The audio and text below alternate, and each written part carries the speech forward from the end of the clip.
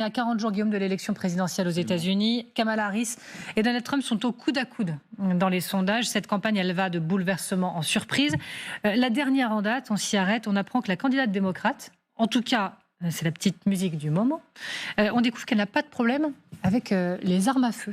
Ouais, dans cette campagne, Kamala Harris, Amélie, elle tient une chose, donc d'abord évidemment à gagner. On est à 40 jours de l'élection présidentielle américaine, donc je pense que c'est quand même ça qu'elle a en tête. Mais elle tient également à ce que tous les Américains, mais absolument tous les Américains, sachent qu'elle-même, comme eux, possède une arme à feu, un flingue, un pistolet, appelez ça comme vous voulez, un revolver sous l'oreiller, dans la boîte à gants, dans le tiroir. Depuis qu'elle est lancée dans cette course à la Maison-Blanche, c'est assez fascinant. Elle ne rate pas une seule occasion d'en parler. La dernière en date, c'était il y a quelques jours sur le plateau d'Oprah Winfrey. C'est la papesse de la télévision US dans un show à l'américaine, taillé sur mesure. Regardez.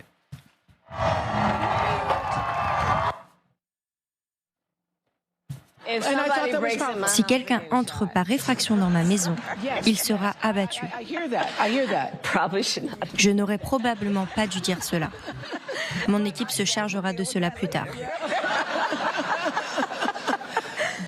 Voilà, il y a des sourires sur le plateau, mais vous avez entendu ce qu'elle a dit, Kamala Harris. Si quelqu'un rentre chez moi, je n'hésiterai pas à l'abattre. C'est elle qui prendra son flingue, pardonnez-moi l'expression, et qui tirera, genre c'est une dure. Tout cela dans un éclat de rire. Alors la séquence, évidemment, elle a beaucoup fait parler aux États-Unis, d'abord parce que, est-ce qu'elle a vraiment une arme? C'est un gros mystère, 357 Magnum, un Glock, vous le disiez, Claire, ou pourquoi pas un Beretta, c'est un mystère. Où elle le planque, d'ailleurs, ce pistolet, on n'en sait rien, mais elle a également beaucoup surpris parce qu'on s'est demandé si c'était de l'ironie ou de l'humour mal placé.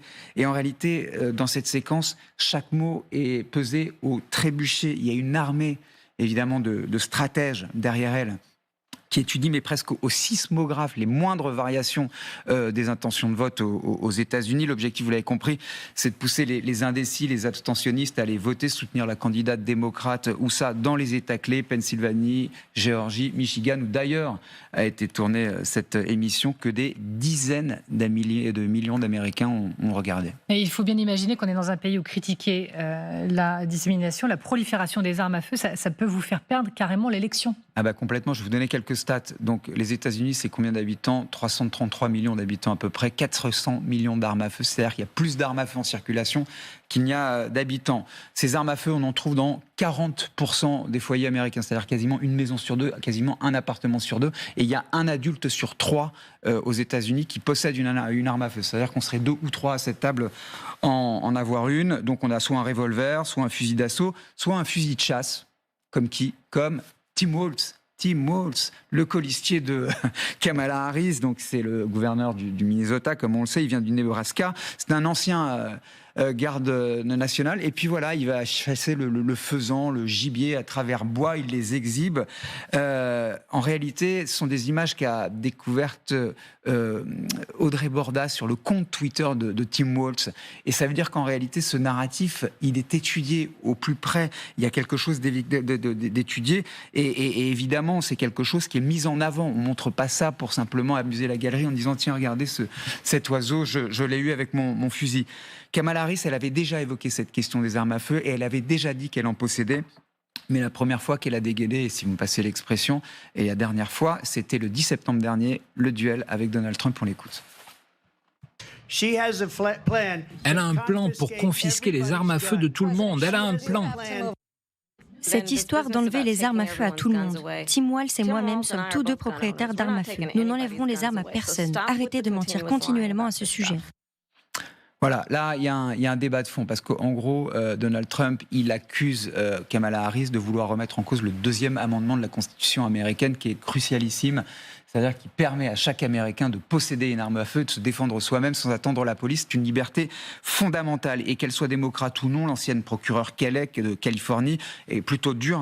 D'ailleurs, elle a la loi, le respect du droit, la Constitution chevillée au corps. Et au-delà de ça, ce qu'elle veut installer dans l'esprit des Américains, Kamala Harris, et des hommes en particulier, des hommes blancs, républicains, c'est comme elle est comme eux, elle leur ressemble, qu'elle comprend les aspirations et les enjeux de la classe moyenne. C'est le cœur du réacteur aux États-Unis. Oui, mais quand même petit souci du côté de son électorat, qui est quand même grandement opposé à la prolifération des armes à feu et aux violences qui sont liées, non ? Oui, et Dieu sait qu'elles sont nombreuses, hein, les violences par arme à feu aux États-Unis. C'est un véritable fléau. Rien qu'en 2023, vous allez découvrir ce graphique qu'on a fait pour vous, 656 fusillades, c'est presque 2 par jour. Et parmi tout cela, des tueries de masse, une quarantaine, et puis des homicides, et puis des braquages, et puis des suicides chaque année.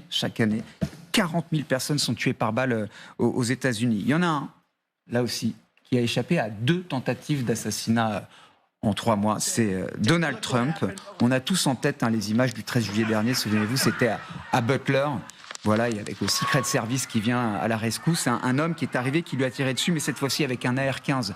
L'AR-15, c'est un fusil d'assaut. Et vous savez ce qu'il a l'intention de faire, Donald Trump, bientôt, là, dans une semaine, jour pour jour, à 1 mois de l'élection présidentielle, il va retourner à Butler. Sorte de conjuration du sort, mais pour remettre évidemment cette question au centre de l'élection américaine. Et sur ce point, les AR-15, les fusils d'assaut, elle entend quand même tenter de légiférer, Kamala Harris, ou essayer d'en limiter comme elle le peut l'usage, la vente. Mais il va falloir composer avec qui et avec quoi? Avec la NRA, le très puissant syndicat des armes à feu, très pro-Trump. Trump qui accuse en gros sa rivale de brouiller les cartes en permanence, de dire qu'elle n'a pas de colonne vertébrale.